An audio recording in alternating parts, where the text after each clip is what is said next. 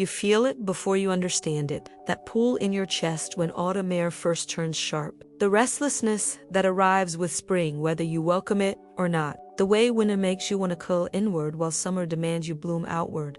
Your body already knows what your mind has forgotten. You are not separate from the seasons. You are made of them. The same force that pulls sap through tree bark in March is moving through your veins right now. The same intelligence that tells birds when to migrate and bears when to sleep lives inside your bones. This isn't poetry. This is biology meeting sacred truth. For thousands of years before anyone built a clock or created a calendar divorced from nature, humans marked time by what the earth was doing. They didn't observe seasons from a distance. They were woven so tightly into the land's rhythm that survival itself depended on reading her signs.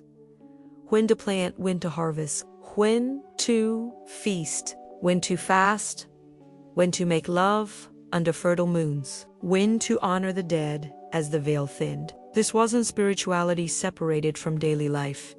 It was existence itself. The wheel of the year is what remains of that ancient knowing. 8 spokes marking the solar events and cross-quarter days that our ancestors built their entire lives around. But here's what most people miss. The wheel isn't a quaint tradition to make you feel connected or aesthetic framework for setting up altars. It's a technology for remembering how to be human in a world that's trying to make you into a machine. Right now, you're being sold a lie that you should produce at the same level every single day. That your energy should be consistent. That rest is laziness. That you can override your body's signals and just push through, and you're suffering because of it. The wheel offers you permission to be cyclical again. To retreat when nature retreats. To surge when she surges. To honor death as much as birth. To stop apologizing for needing what every other living thing on this planet needs. Seasons. And the wisdom to move with them instead of against them. Your great-great-grandmother didn't need an app to tell her when to plant seeds. She read the dogwood blossoms. She felt the soil's temperature with her bare hands. She watched which direction the birds were building nests and knew what that meant for the coming weeks. This wasn't folklore. This was literacy in a language that kept her family alive. Before, we had meteorologists and almanacs and grocery stores that made every food available year-round. Humans had to be fluent in Earth's communication. They noticed everything: the angle of sunlight, the behavior of insects, the smell of the air before a frost, the exact moment tree buds began to swell. These observations weren't casual. They were survival data collected through generations of watching, testing, failing, succeeding, and passing knowledge down through blood and practice. The wheel of the year emerged from this intimate conversation between humans and land. It wasn't invented by priests or written in sacred texts first. It was lived into existence by people who had no choice but to pay attention. They noticed that certain things happened at predictable intervals, that darkness peaked and then light returned, that there were moments when the boundary between worlds felt thinner, that animals behaved differently at specific times, that their own bodies shifted with the seasons in undeniable ways. So they marked these moments. They created ceremony around them, not as entertainment, but as mnemonic device and communal agreement. These gatherings reinforced the knowledge, reminded everyone where they were in the cycle, prepared them for what was coming next. The festivals were functional before they were spiritual. Or perhaps more accurately, there was no separation between function and spirit. Everything was sacred because everything was necessary. You've lost this language, but your body hasn't. Your circadian rhythm still responds to light and dark. Your immune system still weakens in winter. Your libido still shifts with seasons. Your mood still changes when days grow short. Your energy still wants to burst forth in spring and retreat inward in fall. The biology hasn't changed. Only your willingness to listen has been educated out of you. You've been taught to override these signals, to medicate them, to caffeinate through them, to maintain artificial consistency. And in doing so, you've become illiterate in the very language that could guide you back to sanity. Learning to read the wheel again means learning to notice what's actually happening around you and inside you. Not what a book says should be happening. Not what worked for someone in a different hemisphere, but what your specific patch of earth is doing right now and how your specific body is responding to it. Most people assume the year begins in January because that's what the calendar on their wall declares. But the wheel of the year begins in the dark. Achi, Samhain, when leaves are dying and light is losing its grip on the sky. When the veil between worlds grows gossamer thin and death becomes the doorway. This isn't arbitrary. This is the feminine principle encoded into how we measure sacred time. Patriarchal cultures obsess over beginnings that announce themselves. Sunrise, spring, birth, the visible emergence, the loud arrival. They're uncomfortable with origins that gestate in darkness. But the wheel knows better. It knows that everything begins in the unseen. Seeds germinate underground before they break soil. Babies form in the lightless womb before they crown into brightness. Ideas incubate in the unconscious before they crystallize into thought. Death precedes rebirth, not as ending, but as the necessary composting that makes new life possible. Starting the year at Samhain is a declaration that darkness is not something to fear or rush through, but the very ground of creation itself. Is honoring that the most potent magic happens in the void, in the fallow time, in this space where nothing appears to be happening, but everything is actually reorganizing at levels you cannot see. Solar time moves forward in a straight line. Progress, growth, accumulation, more light, more heat, more visibility, more expansion. This is masculine consciousness at work. Linear, goal-oriented, measuring success by what can be quantified and displayed. The wheel doesn't deny this energy. Half of it lives in exactly this solar flame, but it refuses to let that be the whole story. It spirals.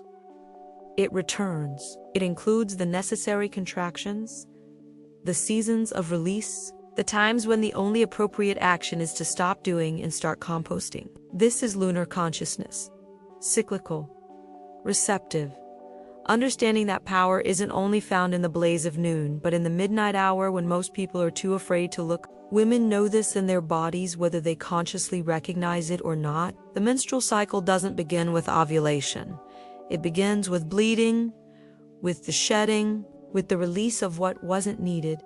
Then comes the follicular rebuilding, then the brief fertile window, then the luteal retreat inward again, starting with darkness, moving through light, returning to darkness, an eternal rhythm that mirrors the wheel precisely. When you start your year at Samhain, you're acknowledging that wisdom doesn't shout, that the most important work happens in silence, that before you can become anything new, you must first allow what's finished to die.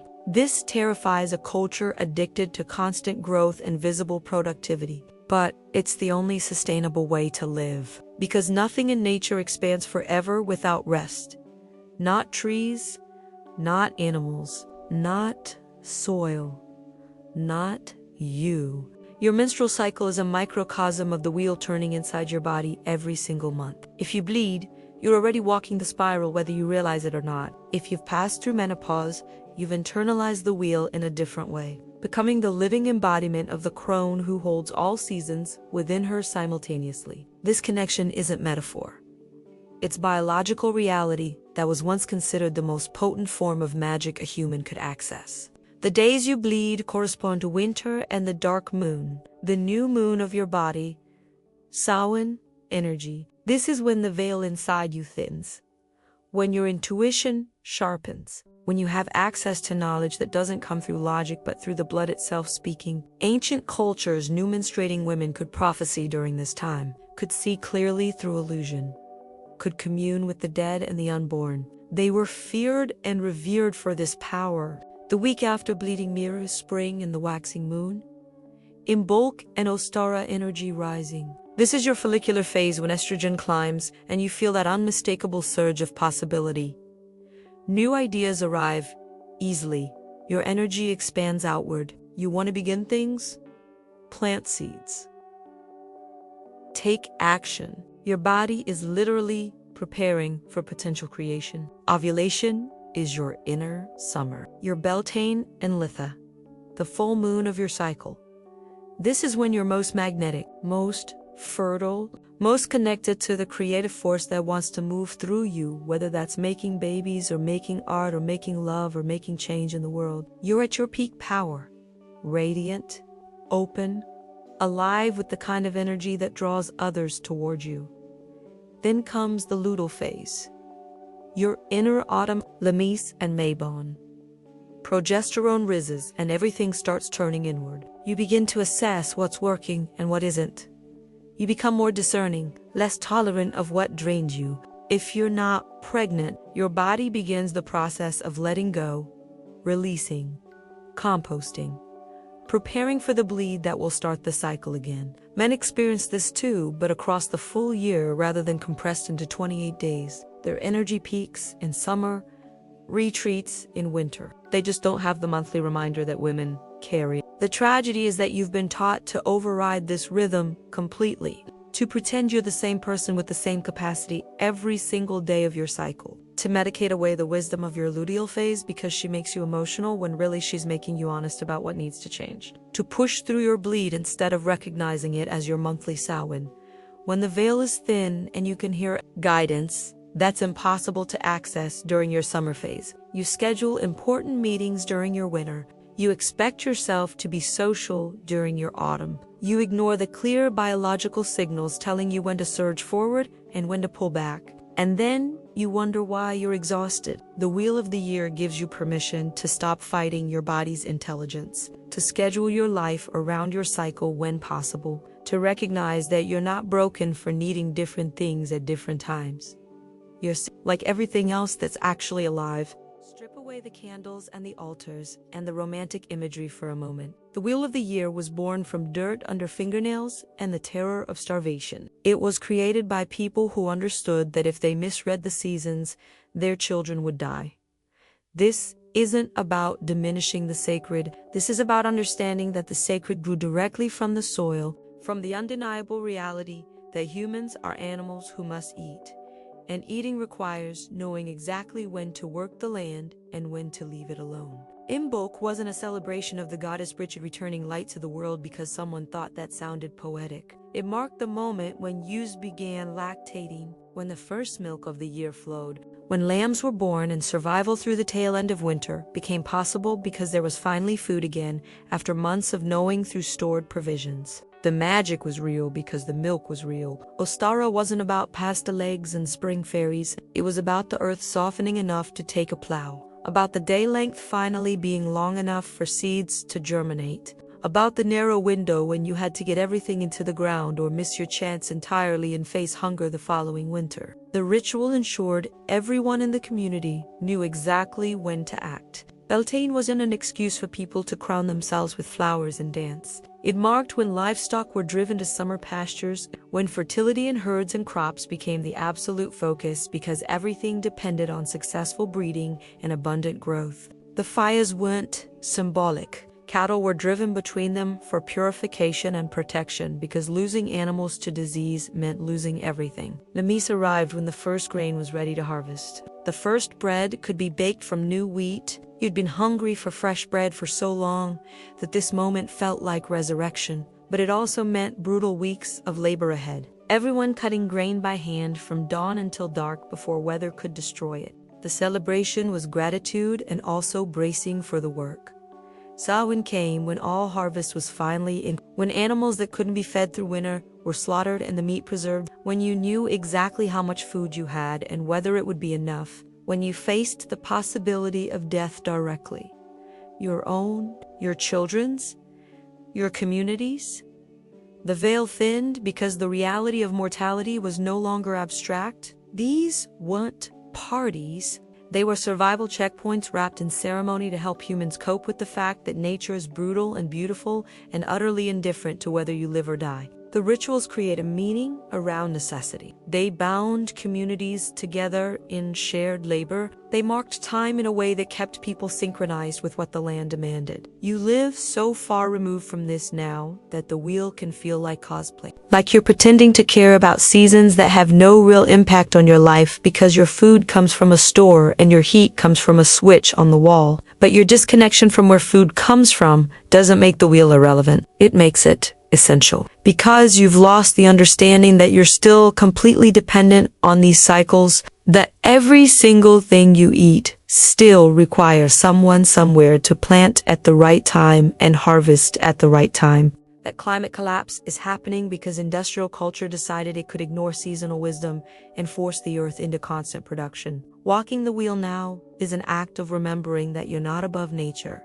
You're subject to it. And the faster you remember that, the faster you might actually make choices that let your grandchildren survive. Your body is screaming at you to slow down in January, and you're gulping coffee to maintain the same pace you had in July. You're forcing yourself to be productive during your menstrual winter while your uterus is literally shedding its lining and begging for rest. You're setting new goals and pushing for growth during the dark months when every tree outside your window is conserving energy and going dormant, and you're wondering why you feel crazy. This isn't a personal failing. This is what happens when you try to live in permanent summer, when you accept the capitalist lie that you should produce at identical levels regardless of season, cycle, or circadian rhythm. That rest is something you earn only after you've depleted yourself completely. That listening to your body's needs is weakness. Your ancestors would look at modern life and recognize it as a form of madness. They understood that everything in nature moves in waves. Expansion and contraction, activity and rest, growth and dormancy. Nothing survives by maintaining peak output indefinitely. Not soil, not animals, not forests, not you, but you've been conditioned to believe that you're somehow exempt from natural law, that if you're disciplined enough, optimized enough, medicated enough, you can override the fact that you're a mammal with seasonal biology, so you blast through autumn when your body wants to harvest and release. You refuse winter's invitation to turn inward and dream. You miss spring's window for planting new visions because you're still burnt out from never resting. You hit summer already exhausted instead of arriving with the energy to actually bloom. The result is epidemic levels of burnout, anxiety, depression, insomnia, hormonal chaos, immune dysfunction, and a bone-deep exhaustion that no amount of vacation can touch. Because you're not tired from working too hard for a few weeks. You're tired from working against your own nature for years or decades without pause. Women feel this most acutely because you're cycling monthly on top of the yearly wheel. You have 4 seasons happening inside you every 28 days, while the culture demands you show up as endless spring. Always upbeat, always available, always nurturing others, never messy or angry or depleted or honest about needing to withdraw. So you learn to hate your body for its inconvenient truths. You medicate your luteal phase because she tells you what's not working. You push through your bleed instead of honoring it as reset. You feel guilty for needing more sleep in winter. You apologize for having less energy as days grow short. You treat your natural rhythms as problems to solve instead of intelligence to follow. The wheel offers you a different way. It tells you that wanting to hibernate in December is sane, that needing to clear out and release in autumn is healthy.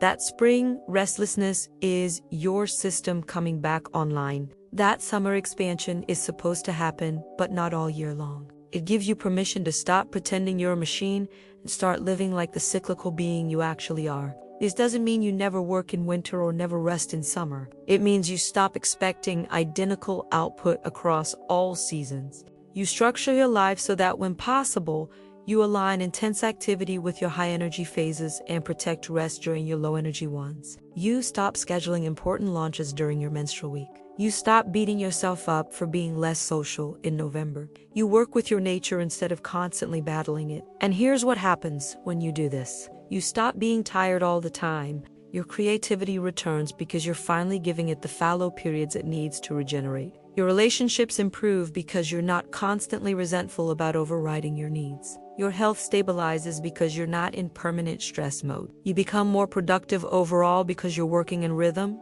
instead of grinding against resistance. Living with the seasons won't make you lazy. It will make you sustainable. And in a world designed to extract every drop of energy from you until you collapse, choosing to move cyclically is the most radical thing you can do. Everyone focuses on the 8 festivals. The moments when the wheel's spokes touch ground and communities gather to mark the shift, but the real transformation doesn't happen during the celebration. It happens in the unnamed days between them. In the quiet weeks when you're no longer in the season you were, but not yet fully in the season you're becoming, these are the liminal spaces.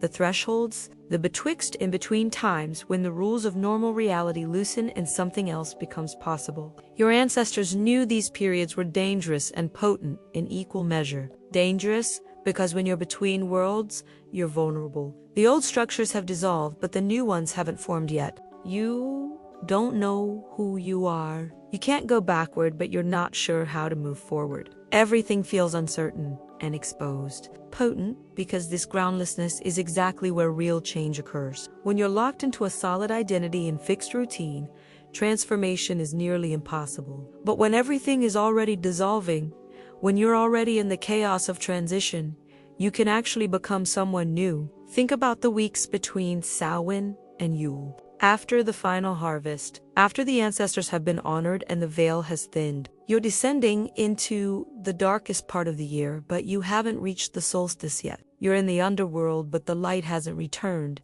This is Persephone's time in Hades. This is the gestation period where last year's version of you is composting in the dark. Nothing is being asked of you except to be with the death, to let it work on you, to stop running from the shadows and actually see what they have to teach. Most people panic here. They fill this space with Christmas shopping and parties and anything to avoid the uncomfortable truth that they're being unmade. But if you can stay present in this liminal tunnel, if you can let yourself be empty and unformed, you'll arrive at you'll genuinely ready for rebirth instead of just performing it. Or consider the stretch between Imbolc and Os. The first stirrings of spring have arrived. Snowdrops are pushing through frozen ground. Light is returning, but winter isn't finished with you yet. You'll have false starts, days of warmth followed by sudden freezes, the urge to emerge battling with the reality that it's still too soon. This is the adolescent phase of the year.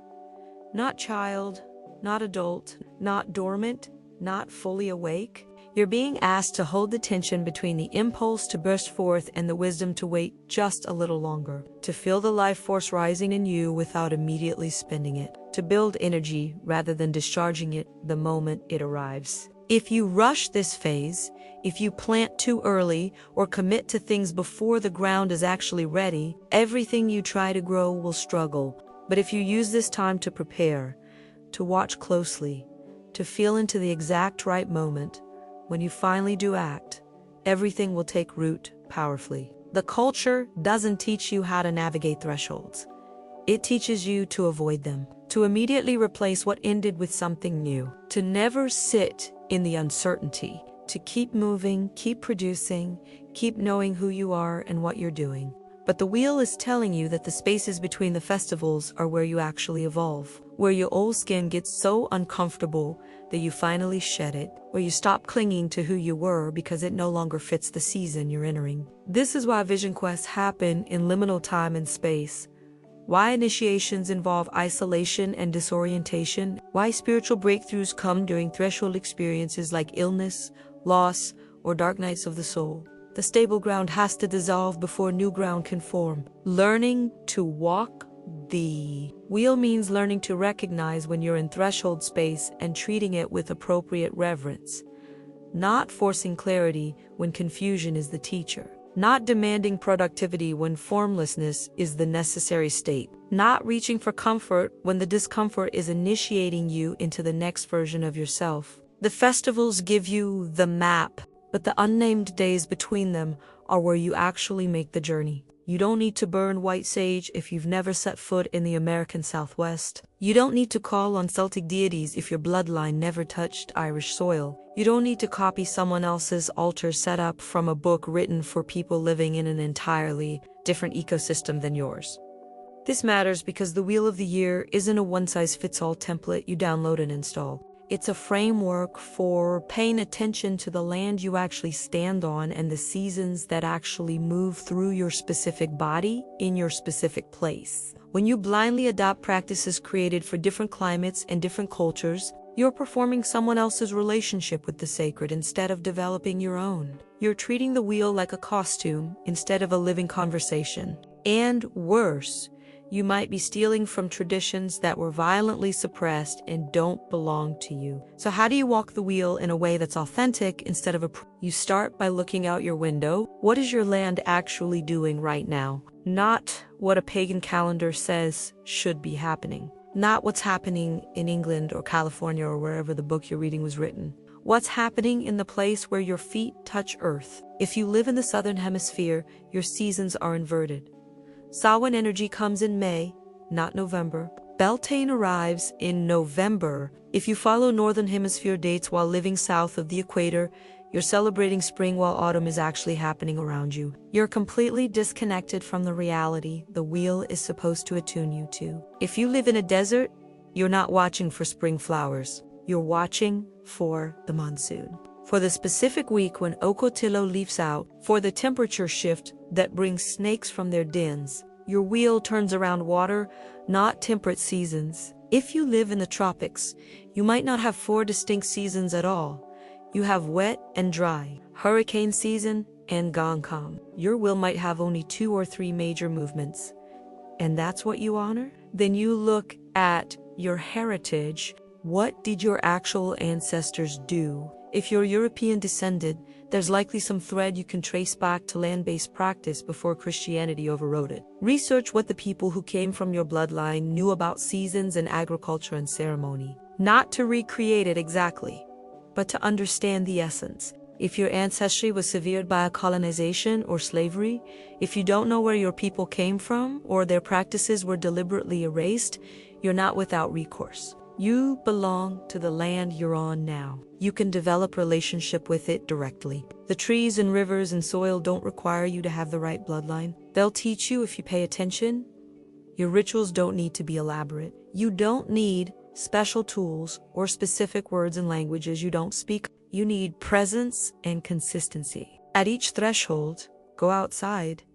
Actually, outside, not looking through a window. Touch the earth. Notice what's different from last month. What's budding?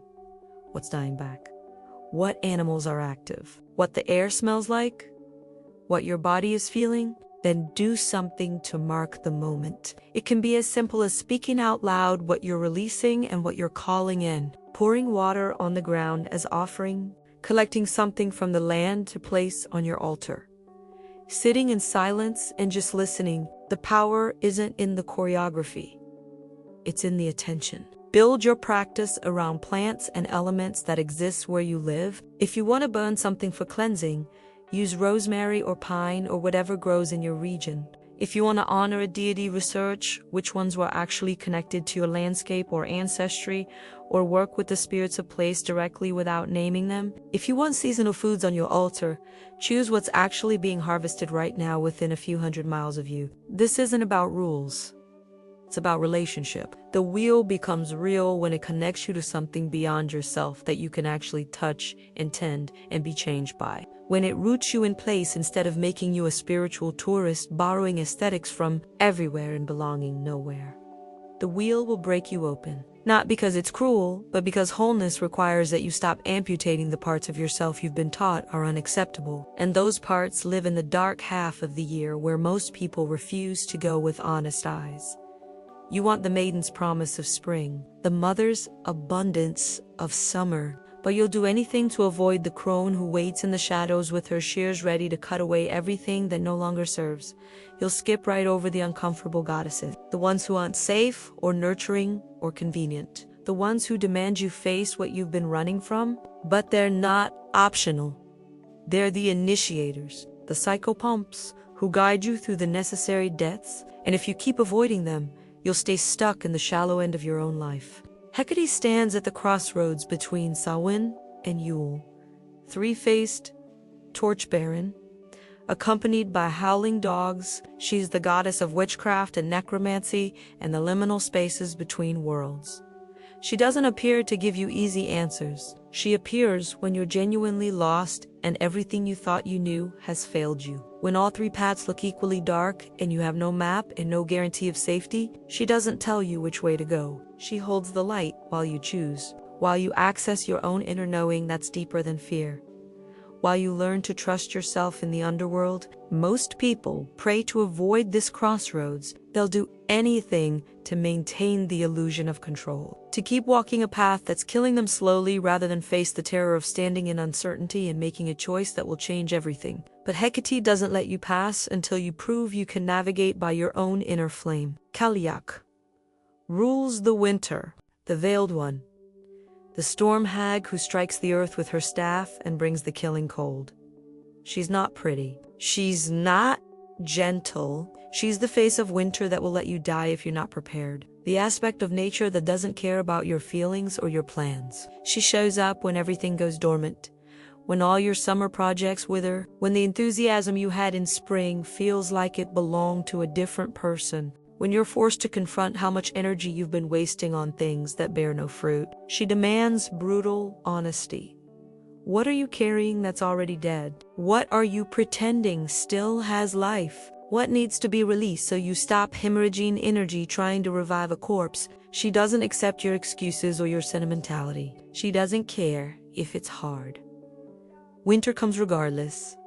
Things die regardless. Your job is to let them. Then there's Persephone, daughter, maiden, queen of the underworld. Her story isn't about being a victim rescued by her mother. It's about descent being initiation, about eating the pomegranate seeds and choosing to return to the darkness every year because that's where her real power lives, where she rules, where she learns what the living can never know. She represents the part of you that must go into the underworld of your own psyche, the part that has to face your shadow, your trauma, your rage, your grief, your shame. Not to fix it or transcend it, but to sit with it, to let it teach you to claim sovereignty over your own depths instead of only existing in acceptable surface pleasantries. Most people want spiritual practice to make them feel better, to be more positive, to focus on light and love and rising above. But Persephone tells you that real power comes from willingness to descend,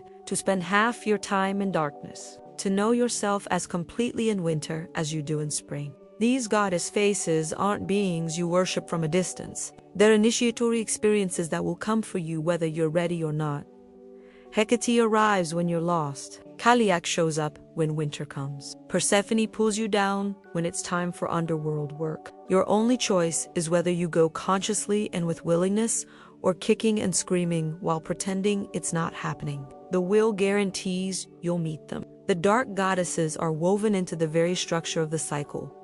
And they don't show up to destroy you. They show up to reveal what you actually are beneath all the conditioning, to burn away what's false, to introduce you to the fierce, whole, undivided self that can only be forged in darkness. Topic 9.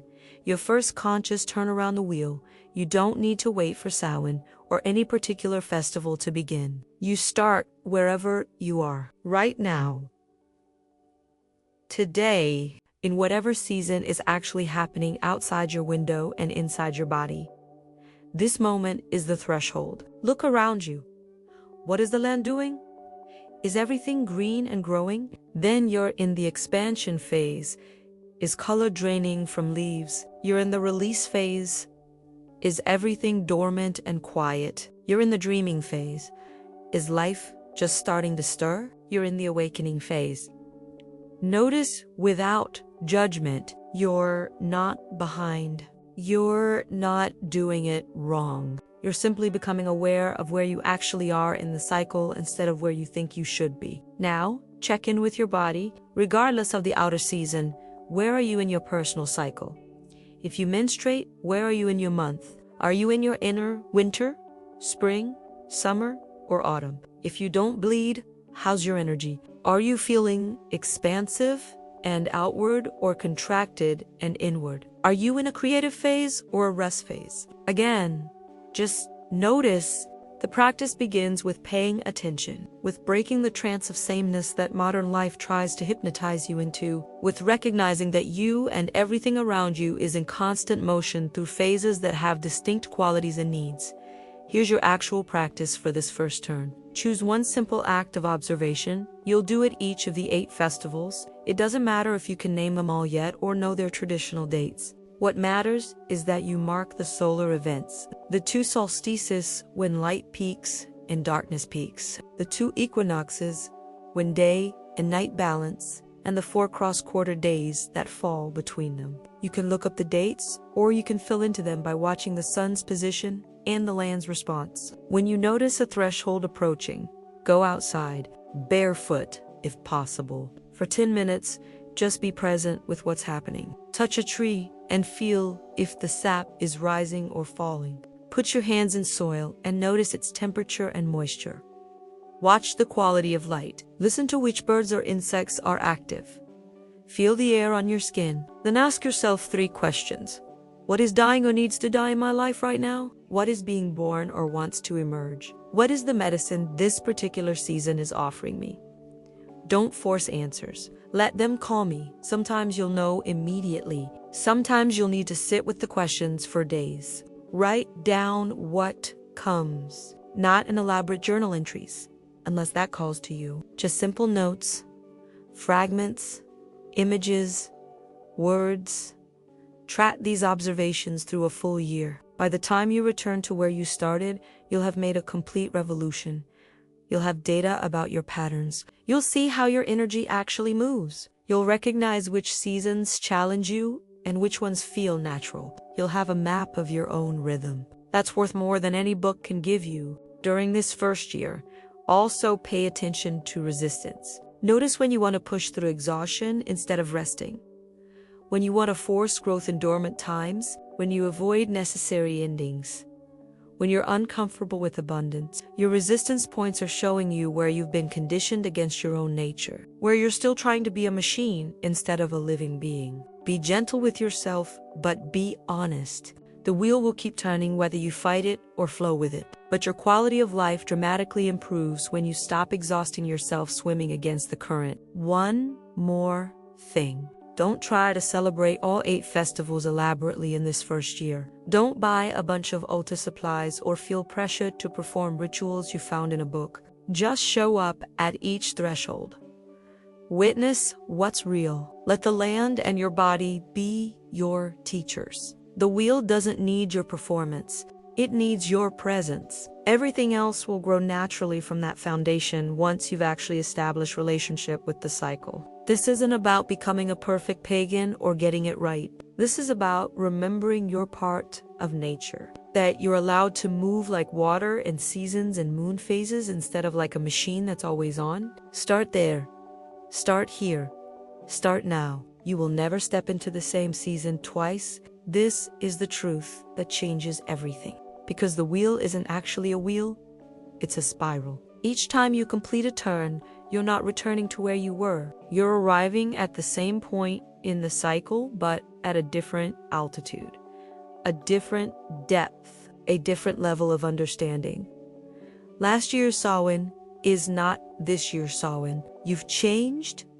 The losses you're composting are different. The deaths you're facing have new faces. The ancestors you're honoring include people who were alive last October.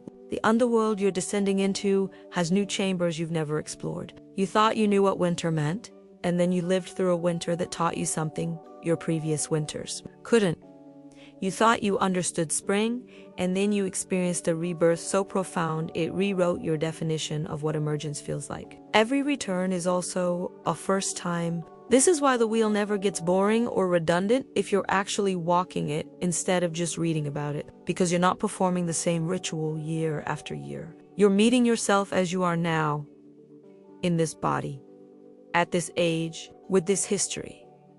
Facing this particular moment in your life, the 20-year-old celebrating Beltane is not the same person as the 40-year-old celebrating Beltane. The fertility she's invoking has changed meaning. The creative force moving through her has different expression. The fire she's dancing around illuminates different shadows, and the 60-year-old at Beltane knows things about the relationship between desire and wisdom that neither younger version could grasp. The spiral also means you'll encounter the same lessons again and again, but deeper each time. You think you've learned to surrender, and then autumn returns and asks you to release at a level you weren't capable of before. You think you've made peace with darkness, and then winter comes and shows you there are still rooms in your underworld you've been avoiding. You think you've mastered new beginnings, and then spring arrives and reveals you're still carrying dead weight that's preventing real emergence.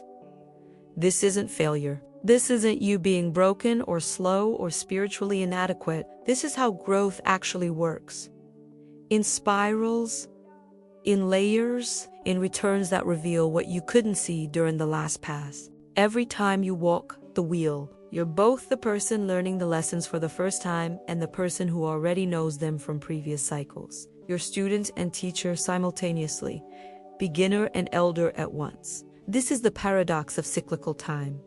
You're always arriving and always returning, always new and always ancient. And here's what this means for how you live. It means you can stop expecting yourself to get it perfect to finally master the wheel and graduate from its teachings. There is no graduation. There is only deepening. It means you can release the pressure to have everything figured out by a certain age or stage. The wheel will keep teaching you until you die, and then you'll just enter a different phase of the spiral. It means that whatever you're struggling with right now, you'll meet it again. And when you do, you'll have more capacity, more wisdom, more tools. Not because you're finally fixed, but because you've made another turn and the spiral has lifted you to a new vantage point. It means your grandmother's Samhain and your granddaughter's Samhain and your own Samhain are all connected in one continuous thread. The wheel doesn't belong to you. You belong to it. You're a single stitch in a pattern that's been weaving itself since humans first looked up at the sky and noticed the sun's journey. Since women first bled in rhythm with the moon. Since people first planted seeds and waited through dark months to see if they would survive winter to bloom again. Every time you mark a threshold, you're joining the countless generations who stood in the same seasonal moment and felt the same pull, the same invitation to die and be born, to release and receive, to honor the dark and welcome the light. You are not alone in this. You never have been. The wheel is older than civilization. It will outlast everything you build and destroy. It turns in your cells, in the tides, in the breath of forests, in the migration of birds and the hibernation of bears and the bloom of flowers that return every spring exactly when they're supposed to. You cannot fall off this wheel. You can only decide whether you're aware of it or not, whether you're resisting it or flowing with it, whether you're letting it break you open or staying closed and wondering why everything feels so hard. One more spiral awaits you, and another after that. For as long as you draw breath, the seasons will keep inviting you deeper into your truth, into your power, into the recognition that you're not separate from any of this. You are the wheel, and the wheel is you, turning, always turning, forever becoming